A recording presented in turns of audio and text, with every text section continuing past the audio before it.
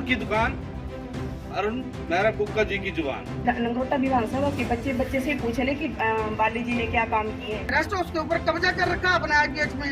क्या करते हो शाम तक? कि जनता को सिर्फ दिलासा देने की बात रखी हुई है। 4 साल से वहाँ हॉस्पिटल में आज तक आपसे एम्बुलेंस नहीं दी गई है। क्या नगरोटा बगवा में बीजेपी विधायक अरुण कुमार कुका का तिलिस्म अब ध्वस्त हो चुका है? क्या कुका झूठे बयानों से लोगों को गुमराह करने की जीतोड़ कोशिश कर रहे हैं? ये सवाल इसलिए उठ रहे हैं क्योंकि अब नगरोटा बगवा विधानसभा क्षेत्र के पंचायत प्रतिनिधियों ने कुका के खिलाफ मोर्चा खोल दिया है। आरोप ये है कि मौजूदा विधायक विकास करना तो दूर, उल्टा विकास पुरुष जीएस बाली के कार्यों को खारिज कर रहे हैं और गलत बयानी भी कर रहे हैं। पंचायत प्रतिनिधियों ने प्रेस वार्ता के जरिए विधायक महोदय के बयानों की कलई खोल कर रख डाली। झूठ की दुकान, अरुण मेहरा कुक्का जी की जुबान। ये तो अंतर है। हर वक्त सुबह से लेके शाम तक झूठ पे झूठ बोलते रहते हैं। महोदय जी, वो दिन दूर नहीं रहा अब जब लोग आपको, आपके झूठ को, आपको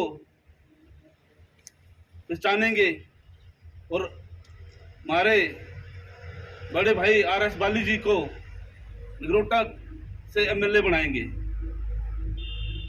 थोड़े दिनों की बात है और हमें पूर्ण विश्वास है, समस्त नगरोटा बगवा की पूर्ण जनता को विश्वास है, जैसे माननीय स्वर्गीय श्री जीएस बाली का नाम विकास पुरुष में लिखा गया है,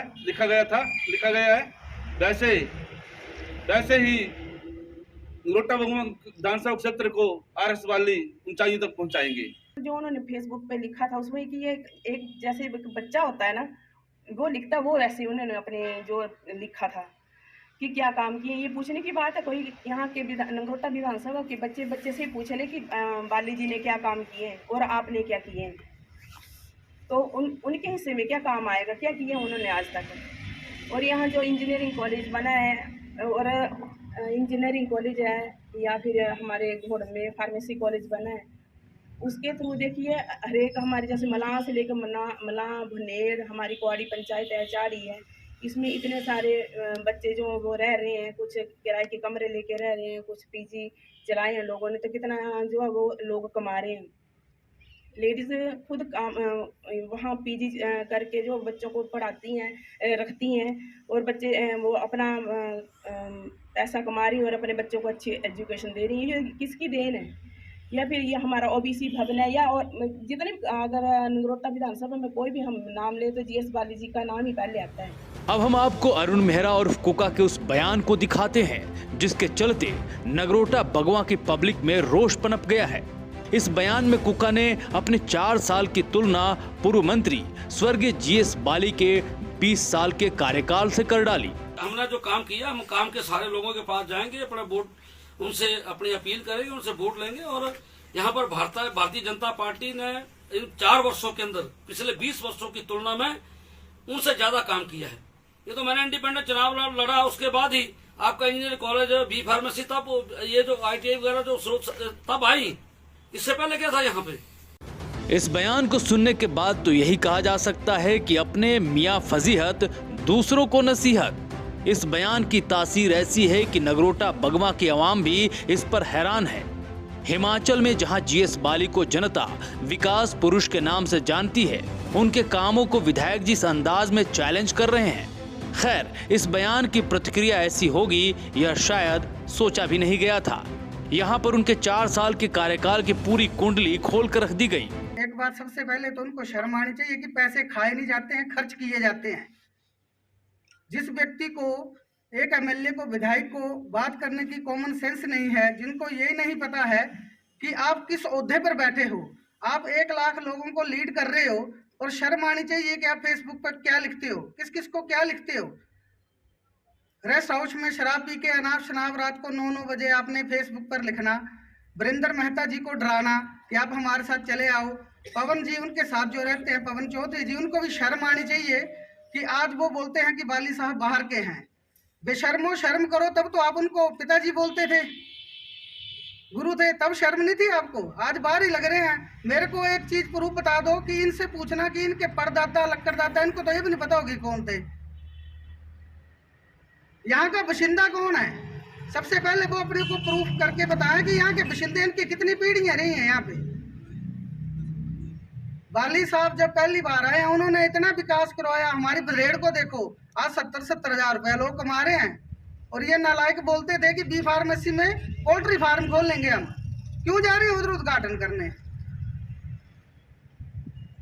सड़कें बनवा दी मैंने, चकाचक करा दी। सड़कों की गुणवत्ता जांची जाएगी। और जिन ठेकेदारों को दिए जा रहे हैं ना काम स्पेशल, 4 ठेकेदार जो हैं वो अच्छी तरह पल रहे हैं, फल फूल रहे हैं, तो कोई बात नहीं, गुणवत्ता की भी जांच कराएंगे। जरूरी थोड़ा ऊपर से चमकने वाली चीज सुनना ही होंगी। 4 साल से वहाँ हॉस्पिटल में आज तक आपसे एम्बुलेंस नहीं दी गई एक भी, जो परमानेंट वहाँ पे खड़ी रहे। बल्कि ये कार्य बाली श्री स्वर्गीय जीएस बाली जी ने आज से 6-8 साल पहले कर दिया था। वहाँ पे एम्बुलेंस खड़ी रहती थी, ये मैंने अपनी आंखों से देखा हुआ। जब वहाँ पे ओमनी वैन के तौर में वहाँ पर एम्बुलेंस खड़ी रहती थी। आप कह रहे हैं कि मैंने 24/7 कर दिया, तो उस पर इम्प्लीमेंट भी करिए ना। जो लोगों को अपने कोई भी टेस्ट करवाने हो या फिर कोई अपना अपना एक्सरे करवाना हो या कुछ भी, जो कोई सीरियस केस हो, तो वो तो टंड आते हैं नगरोटा में किसी प्राइवेट हॉस्पिटल की हेल्प लेते हैं। आप कह रहे हैं मैंने कर दिया 24/7। आज तक आप टांडा जाइए, आज तक आपसे सीटी स्कैन की मशीन ठीक नहीं हुई है, उसको करवाइए। 2 साल से वो बंद पड़ी है। सबसे पहले तो अगर वो ठीक हो जाएगी तो लोगों को, जनता को बहुत बड़ा सहारा मिलेगा। 2 साल से मशीनें बंद पड़ी हैं वहाँ पर। अरुण कुमार कुका के झूठ और सच का पर्दाफाश करना कोई मुश्किल नहीं है। हम आपको उनका एक बयान दिखाते हैं जो उन्होंने लोकतंत्र के सबसे बड़े मंदिर विधानसभा में दिया था और स्वर्गीय जीएस बाली के विकास के कामों का लोहा माना था। यही नहीं, उन्होंने तो पूर्व मंत्री बाली को अपना गुरु भी बताया था। उनको जो विभाग माने पूर्व में हमारे लोकप्रिय मुख्यमंत्री रहे राजा वीरभद्र सिंह ने दिया था, वो समय घाटे में चलने वाला विभाग था, लेकिन अपनी सूझबूझ के साथ उसने उस विभाग में भी उन्होंने जिस तरह से कार्य किया, नए आयाम स्थापित करने का प्रयास किया। उस समय उन्होंने अपना मोबाइल नंबर जो था बसों में, चारटीसी की बसों में लिखवाया, और रात को अगर कोई 12 बजे भी 1 बजे फ़ोन करता था वो उसका जवाब भी देते थे। अगर कोई ऐसी वैसी बात हो, गाड़ी खराब तो सवारियों को ले जाने की व्यवस्था भी करते थे। तो इसके साथ साथ जब वो दूसरी बार मंत्री बने तो उनको और अन्य विभाग मिले।